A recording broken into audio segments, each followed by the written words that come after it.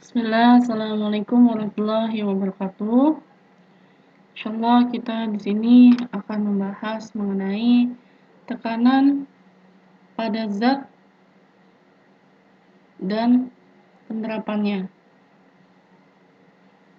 Gambar di sini adalah salah satu contoh yang menggunakan prinsip tekanan bahwa tekanan pasti berhubungan dengan sebuah zat, ya, dan prinsip bagaimana sih tekanan tersebut dapat berfungsi atau beroperasi.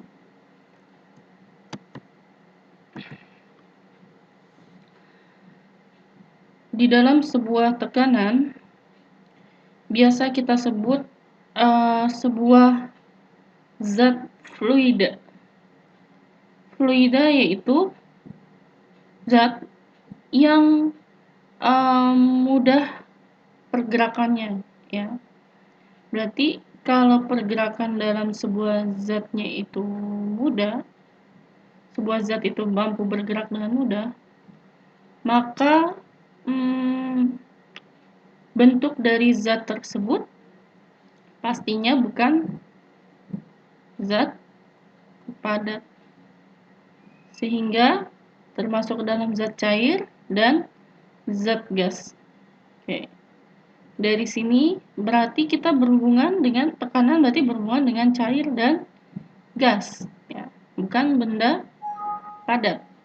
Ya, jadi yang mempengaruhi tekanan dalam suatu benda itu ada benda cair atau benda gas.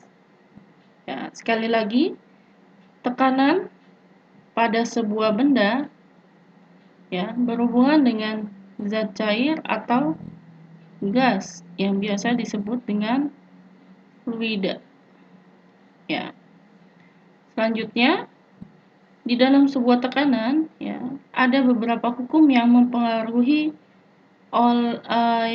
yang mempengaruhi tekanan tersebut dapat bergerak, ya. Ada hukum Pascal, ada hukum Archimedes yang berhubungan dengan benda terapung, melayang dan tenggelam. Ada yang berhubungan dengan bejana berhubungan atau pipa, ya. Jadi ada beberapa jenis pipa-pipa, ya, bentuk pipa-pipa, ya. Terus ada hukum Boyle. Nah, ini ada beberapa hukum yang di sini untuk menentukan nilai, ya, dari sebuah tekanan dalam suatu zat, ya. Kemudian ini adalah apa sih yang berhubungan dengan tekanan? Hidrostatis itu apa? Massa jenis, kedalaman zat cair atau tinggi, ya. Kemudian ketika zat cair yang mengalir, ya, apa ada hubungannya dengan kehidupan di sekitar kita? Ada transportasi darah yang ada di manusia atau makhluk hidup, ada yang juga di tumbuhan, ya. Kita lihat, ya, seperti yang sudah dipaparkan tadi, bahwa tekanan hidrostatik berhubungan dengan fluida, ya, yaitu zat yang dapat mengalir.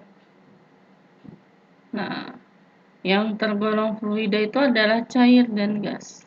Oke? Terus, zat cair sama gas kan punya massa, sehingga punya berat, kan? Nah, dalam suatu waktu, dalam suatu tempat yang memiliki luas, dia akan menghasilkan tekanan. Salah satu contohnya adalah tekanan hidrostatik.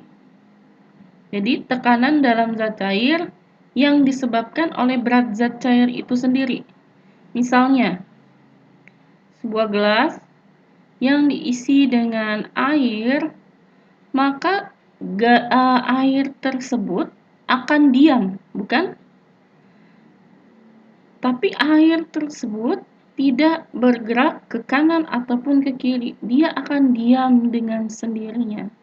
Mengapa? Karena secara tidak langsung, ya, air tersebut memiliki massa jenis massa jenis zat air, ya, zat H2O. Kemudian selain sini ini kan air ya, berarti ada massa jenis ya. Oke. Yang kemudian adalah air diam karena tertarik oleh gaya gravitasi. Berarti ada gaya gravitasi. Berarti ini tekanan hidrostatik itu tekanan si massa jenisnya tersebut ya, tekanan si zat cairnya tersebut ya. Kemudian selain ada gravitasi juga ada kedalaman atau tingginya. Ya, berarti H ya, kedalaman dari zat cair dalam satuan meter. Kemudian kita bisa simpulkan bahwa tekanan hidrostatiknya itu sampai berapa besarnya dalam satuan meter persegi. Ya, seperti itu. Jadi, misalnya kalau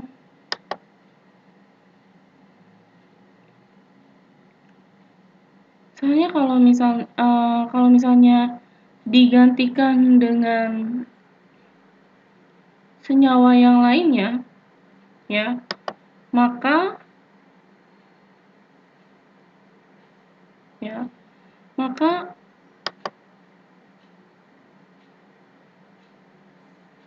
air terus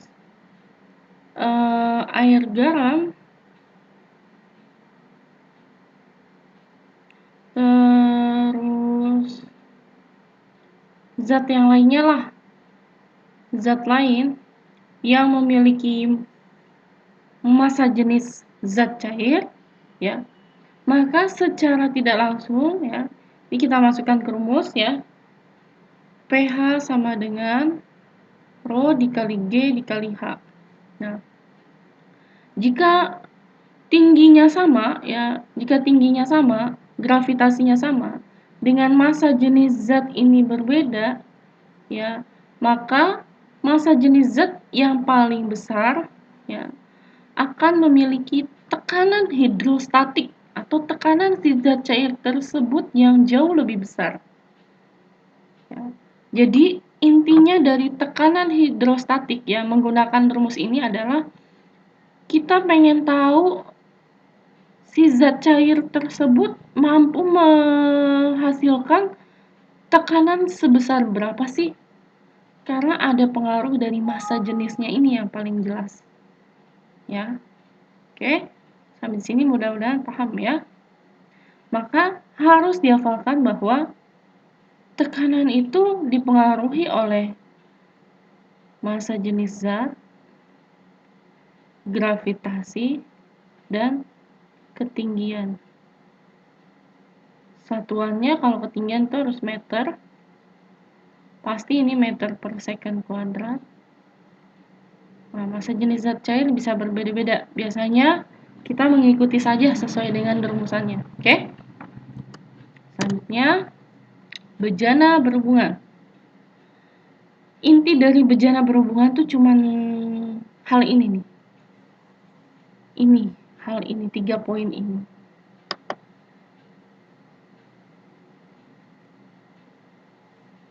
Tiga poin ini yang berhubungan dengan bejana berhubungan. Jadi, kalau seandainya ya, ada sebuah zat cair yang ditaruh di bejana yang tidak sama. Jadi, si zat cairnya itu berbeda bejana. Ya, berbeda bejana. Misalnya, yang di sini zat cair 1, di sini zat cair kedua. Maka tidak dikatakan sebagai bejana berhubungan. 1. Ya. Tapi kalau misalnya ini dijadikan 1,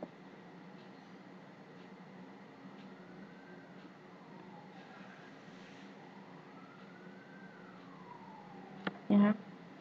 Terus di sini ada lubang di sini, ya. Gimana nih misalnya bikinnya?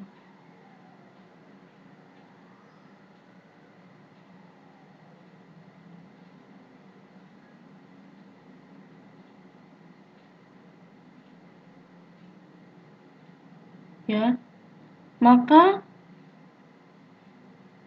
bisa dikatakan sebagai bejana berhubungan karena memiliki tempat yang sama. Kemudian jika dalam satu bejana ini, ya, dalam satu bejana ini, ya, misalnya begini, sebentar gimana ya? Misalnya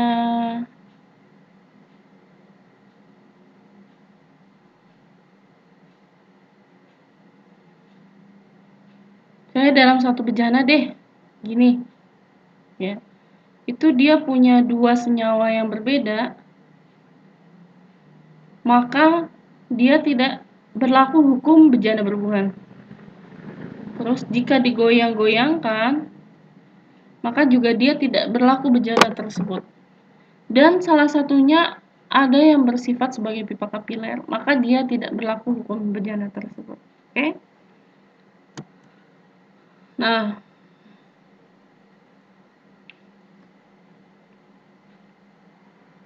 dalam bejana berhubungan, dia memiliki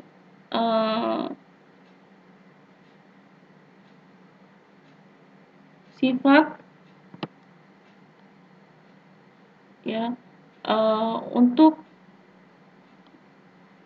membantu meringankan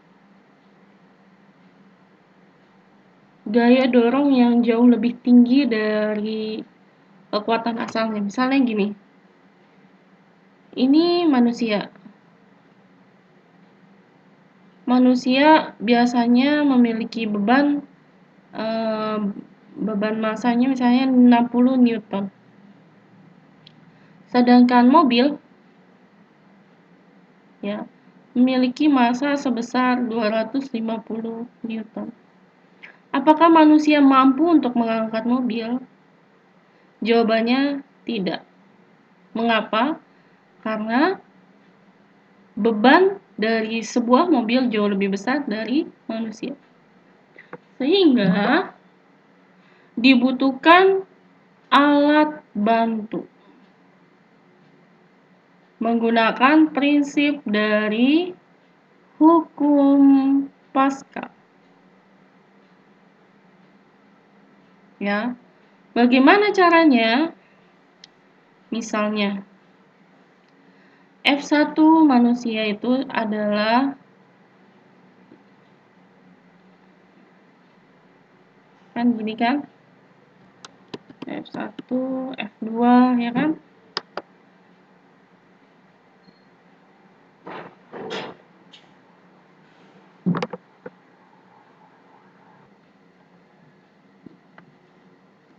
Nah, ini ya. Jadi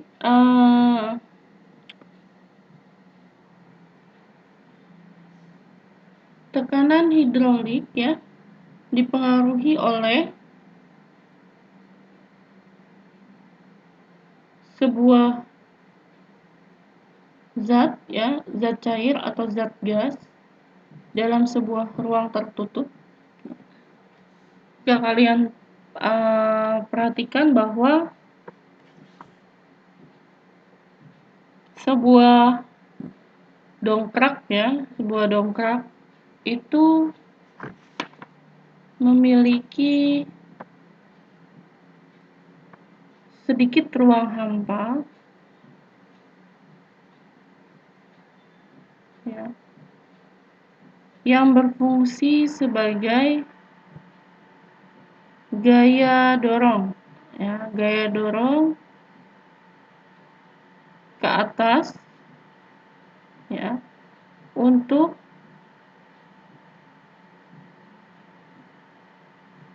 mengerjakan sebuah tekanan yang jauh lebih besar ya. Misalnya Sobat Cibetub, coba perhatikan konstruksi dongkrak hidrolik berikut. Secara umum, dongkrak hidrolik terdiri dari 3 bagian mekanis, yaitu sistem pengangkat beban, sistem pompa hidrolik, dan sistem pemompa atau pengungkit. Pada sistem pompa hidrolik, terdapat 2 buah tabung yang saling terhubung satu sama lain, berisi zat cair dan dibatasi oleh katup-katup sebagai pintu sirkulasi zat cair.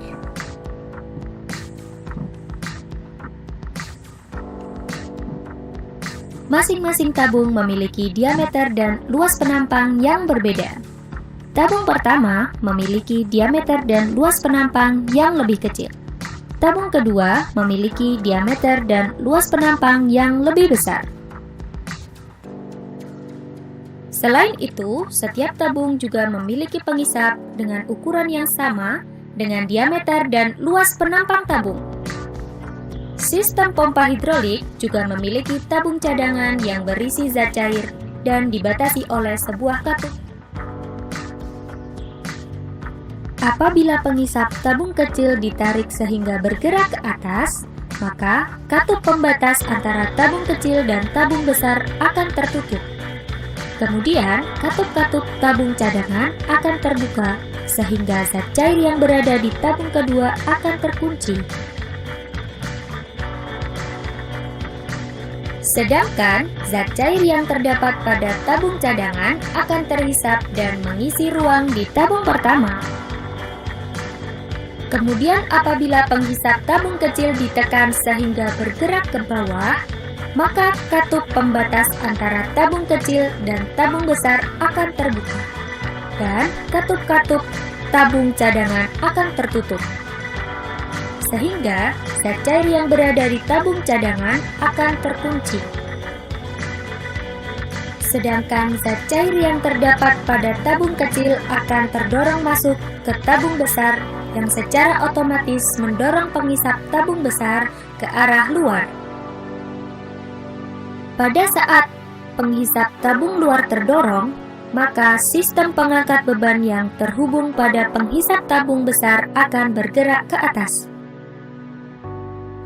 Sementara itu, untuk menurunkan sistem pengangkat beban dilakukan dengan membuka katup yang membatasi antara tabung besar dan tabung cadangan.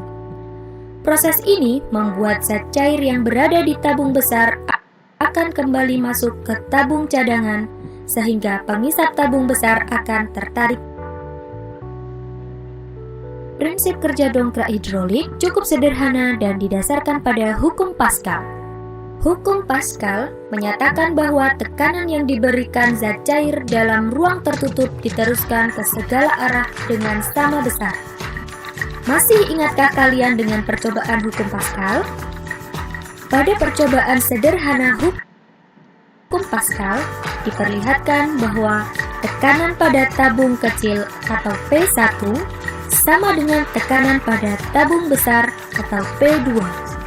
Penjelasannya adalah apabila pengisap tabung kecil dengan luas penampang A1 diberikan gaya ke bawah sebesar F1, maka pengisap tabung besar dengan luas penampang A2 secara otomatis mendapatkan gaya ke atas.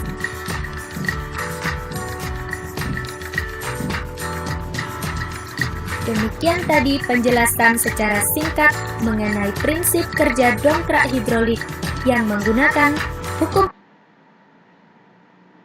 Oke, tadi kita sudah melihat ya mengenai prinsip kerja hidrolik ya, mengenai hukum Pascal. Bisa digambarkan ya, Nak ya?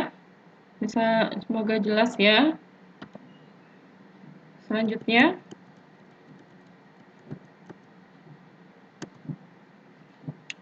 hukum Archimedes ya. Hukum Archimedes ini berhubungan dengan zat yang bisa tenggelam, terapung, dan melayang ya.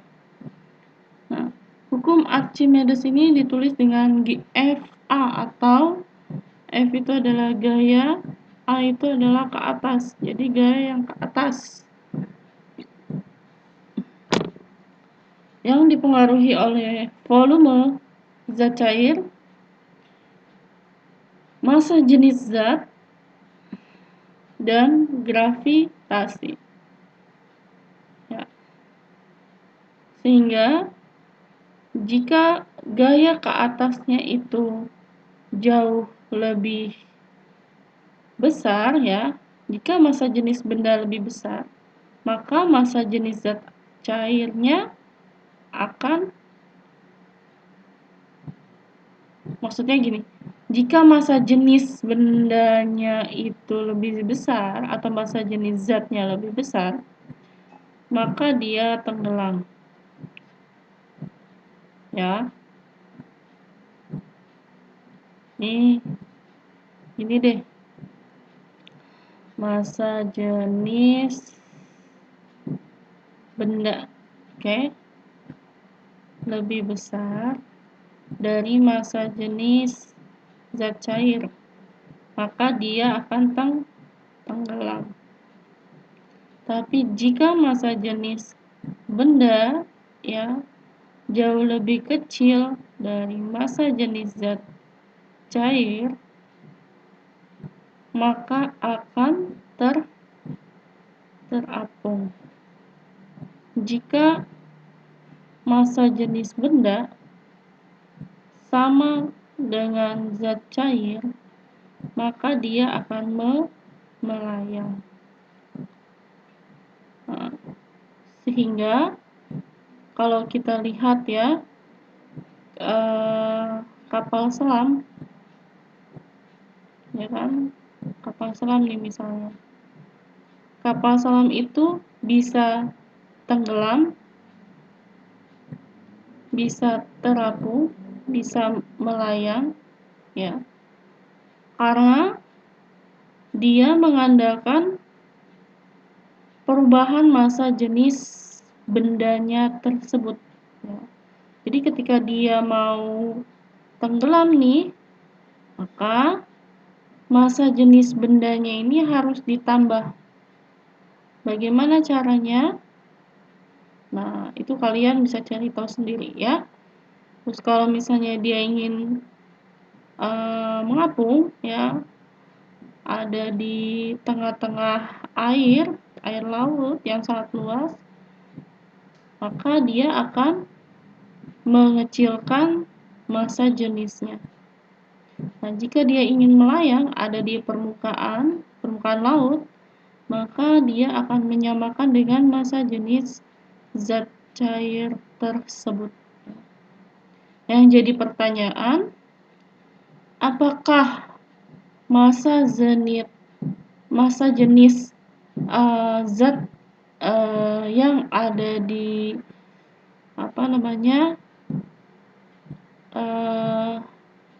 di apa tadi ini namanya,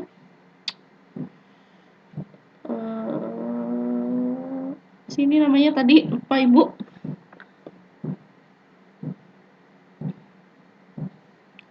Jika massa bendanya itu dibandingkan massa benda dengan massa air laut ya, itu air laut keseluruhan atau air laut yang ada di sekitarnya saja dalam radius sekian meter. Nah, itu yang silakan coba kalian cari tahu sendiri ya. Kemudian hukum Archimedes ya. Nah, hukum Archimedes ini yang selanjutnya adalah penggunaannya. Nah, ini yang digunakan sebagai kapal laut, galangan kapal, hidrometer, dan jembatan ponton. Ya. Nah, kemudian karena dipengaruhi oleh sebuah tekanan, ya, maka digunakanlah alat ya, ketinggian suatu tempat ya, kita gunakan alat yang dinamakan barometer. Ya. Jadi alat ini untuk mengukur tekanan atmosfer ya,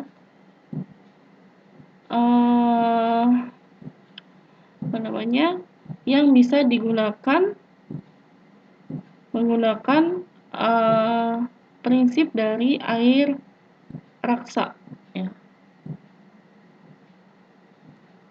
Jadi semakin tinggi suatu tempat, semakin rendah tekanan udara di tempat tersebut. Jika kita naik ke atas gunung, ya, maka kita akan mengalami tekanan yang jauh lebih tinggi. Karena semakin rendah tekanan udara yang ada di tempat tersebut. Ya, di atas gunung ini gaya gravitasi, ya, ke bawah, ya, itu semakin rendah tekanan udaranya, sehingga tekanannya akan semakin tinggi, ya.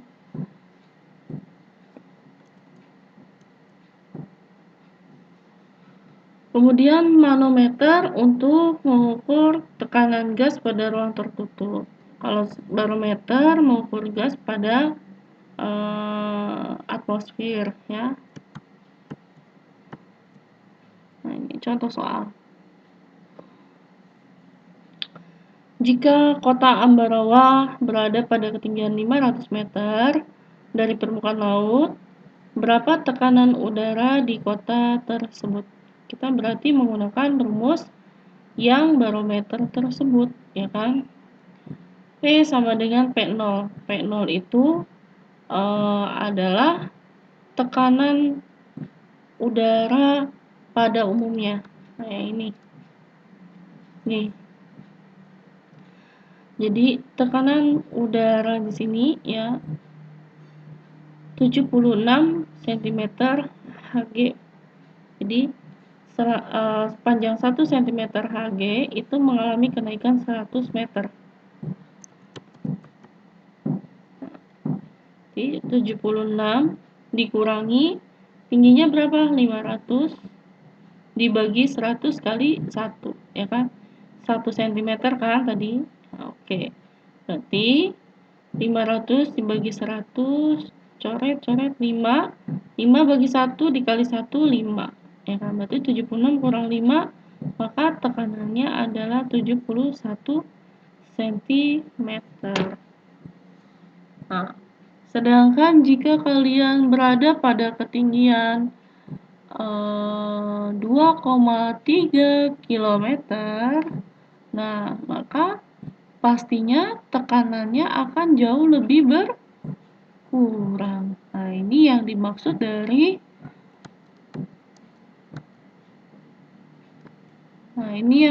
dari semakin tinggi suatu tempat, semakin rendah tekanan udara di tempat itu. Paham ya rumusnya? Intinya rumusnya gini aja deh, cara menghafalnya, ya.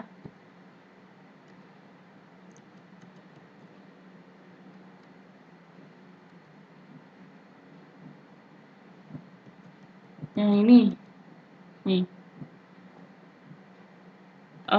Kalian coba-coba sendiri lagi ya, misalnya P0-nya tetap ya, pokoknya kalian tidak usah rubah-rubah P0. P0 tetap 76.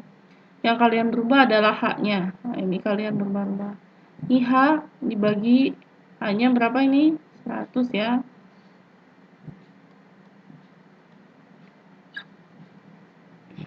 100 dari mana? Di sini ya, 100. Nih, ini 1 cm Hg, ini 100. Nah, terus ini 76, ya. Jadi 76, 1 sama 100 dari sini. Jadi kalau misalnya berkurang 1 cm Hg, berarti kenaikannya 100.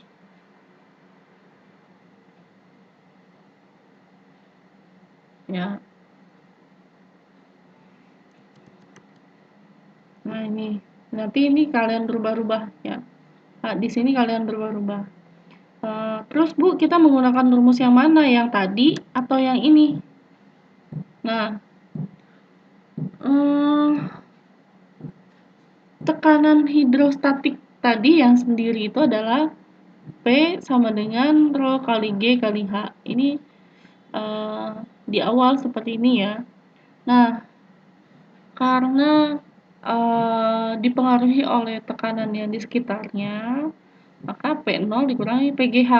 Nah, khusus untuk menghitung tekanan udara pada suatu daerah, pakai rumusnya, nggak usah yang ini, langsung aja yang tadi. Nah, yang ini jauh lebih mudah ya. P sama dengan P0 dikurangi H per 100 kali 1. Jadi langsung jawabannya. Oke, sekarang adalah hukum Boyle. Berarti tadi kita udah dapat berapa rumus tuh tadi?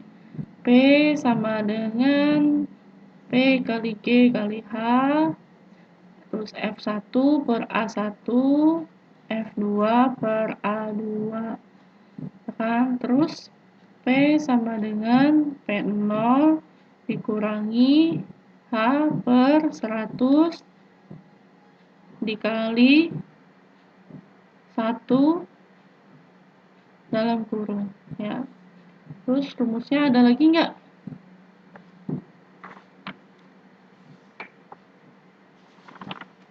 Nggak ada ya, udah dapet 3 rumus berarti. Sekarang rumus yang keempat, hukum Boyle. Jadi hukum Boyle itu adalah berhubungan antara tekanan dengan volume gas dalam ruangan tertutup. Tapi suhunya harus tetap, tidak boleh berubah-berubah. Ya. Jika suhu tetap, tapi tekanan dan volume berubah. Ya. Hukum Boyle berlaku jika suhunya tetap, walaupun tekanan dan volumenya berubah. Massa gasnya harus tetap, tapi tidak ada kebocoran gas. Terus gasnya itu tidak jenuh, ya. Terus tidak terjadi reaksi kimia di dalam ruangan, ya. Jadi zat gasnya tersebut tidak bereaksi dengan zat-zat yang lain. Maka berlakulah hukum Boyle. Jika salah satu di antara ini terjadi, ya, maka tidak berlaku hukum Boyle tersebut. Ya. Sehingga kita tuliskan bahwa C sama dengan P kali V. Ya, C di sini adalah konstanta, P di sini adalah tekanan gas. Ya, kalau P1 tekanan gas mula-mula.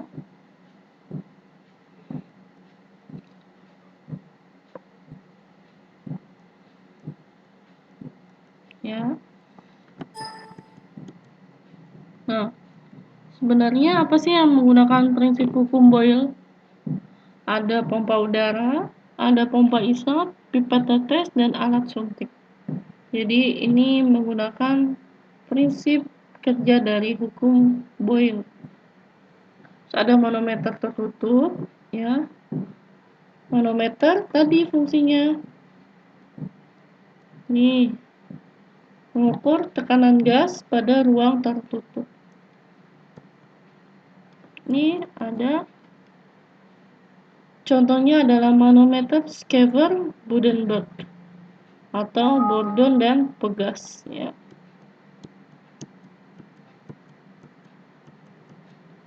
Kemudian tekanan zat cair dalam tubuh manusia.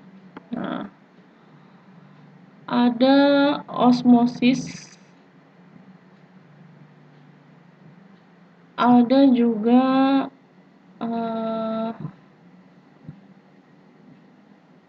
bentar. Ini ada peristiwa osmosis pada sel tubuh, ya. Ada larutan isotonik, ada larutan hipertonik, ada larutan hipotonik, ya.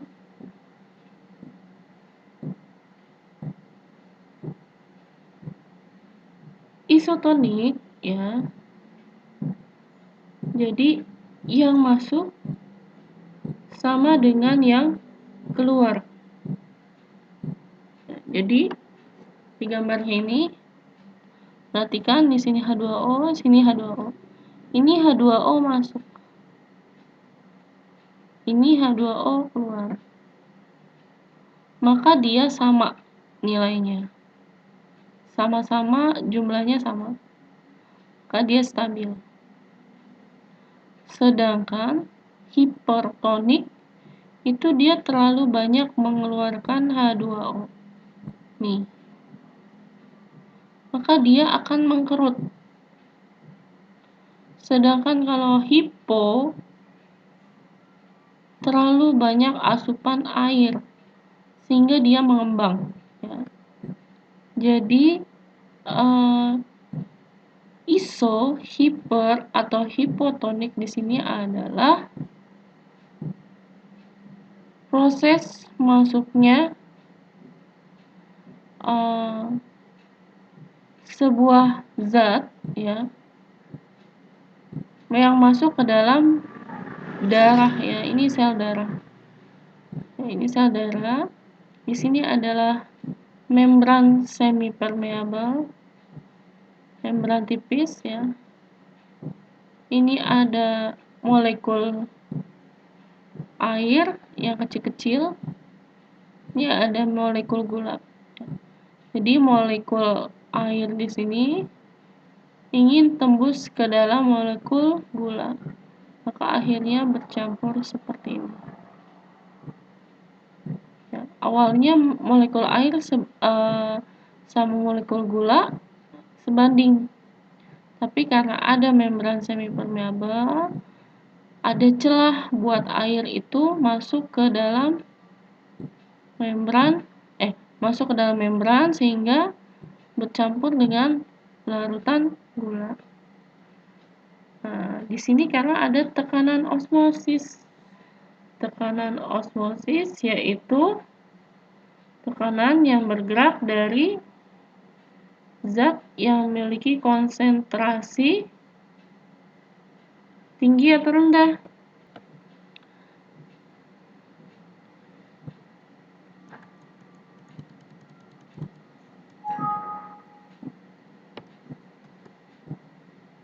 Ya, zat yang mengalami kirain ini ya, udah berhenti. Ternyata belum.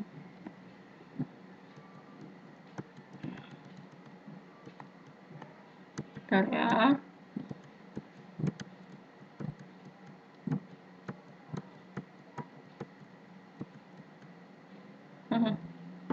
Jadi osmosis itu dari konsentrasi yang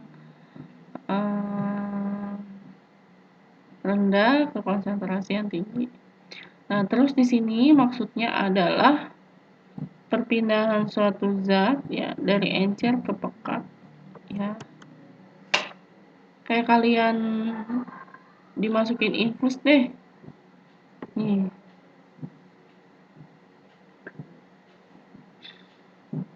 Sini ada tekanannya.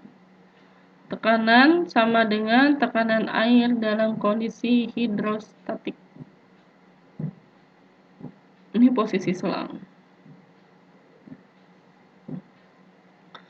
Nah, tekanan pada zat cair mengalir. Penggunaan prinsip tekanan hidrostatik pada infus.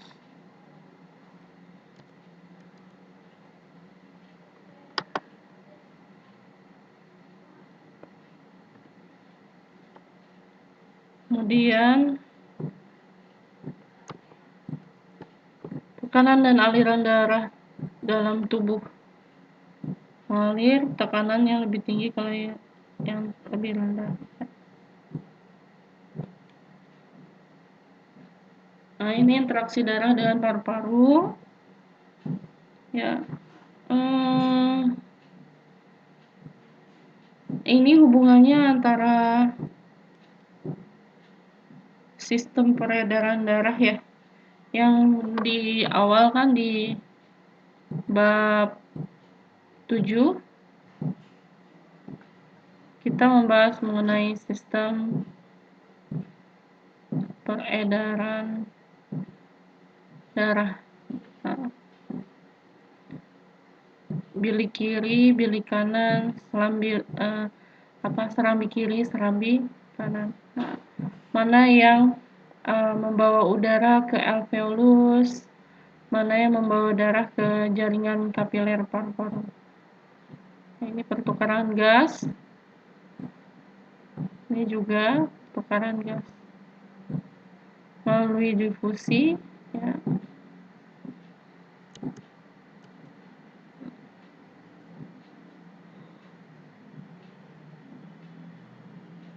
Pada setiap periode kedua ventrikel jantung memompa darah sama banyak.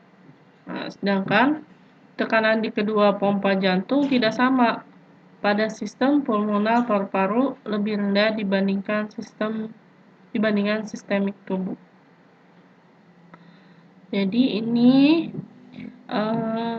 kerja jantung yang berhubungan dengan tekanan, ya. Jadi setiap periode kedua ventrikel jantung ini memompa darahnya sama banyak. Ada ventrikel kedua, periode kedua, ya. Tapi tekanan di kedua pompa jantung tidak sama. Pada sistem pulmonal atau di paru-paru yang lebih rendah dibandingkan sistemik tubuh. Jadi ketika proses ini, ya, paru-paru, ya, memiliki tekanan yang jauh lebih rendah dibandingin tekanan yang ada di dalam tubuh, sehingga mendorong gaya karena tekanan dalam tubuh jauh lebih tinggi, ya kan, maka membantu untuk proses ini, insya Allah, ya. Tanpa kita sadari, jantung kita ataupun paru-paru kita dan tubuh kita sendiri memiliki gaya tekanan, ya, memiliki sistem tekanan secara tidak langsung, insya Allah. Kemudian transportasi. Nah, transportasi kan pastinya lalu lalang sana sini, ya kan. Nah, ini nah, ini kan lalu lalang sana sini nih. Kemudian transportasi air dan garam mineral yang ada di dalam tumbuhan melakukan proses osmosis ataupun proses difusi, di mana di jaringan epidermis di dalam sebuah akar, ya. Nah, ini kan awal mulanya tumbuhan, nih, ya, tumbuhan, oke. Ini daun, di sini ada akarnya. Di dalam sebuah tanah, ya kan, mereka menyerap air, ya kan. Kemudian air yang tersebut diserap, ya, H2O akan dialirkan melalui jaringan transportasi, ya, masuk ke, ya, sistem, kan ada jaringan meristem, jaringan epidermis, dan jaringan transportasi, ya. Ada transportasi di sini, proses transportasi air ke jaringan epidermis, ya. Melalui karena adanya kapilaritas. Intinya dari kapilaritas itu adalah menyerap, ya. Misalnya kalian lihat air yang jatuh, terus kita taruh tisu, lama-kelamaan tisu tersebut akan menyerap air yang tumpah, ya kan. Nah, itu adalah sistem kapilaritas. Oke, silakan kerjakan tugasnya sesuai dengan apa yang sudah ada di buku. Nih, kerjakan latihan pada buku IPA Terpadu SMP kelas 8 jilid 2. Nanti dilanjutkan dengan pembahasan soal, ya. Semoga bisa dipahami. Mohon maaf jika ada kekurangan. Assalamualaikum warahmatullahi wabarakatuh.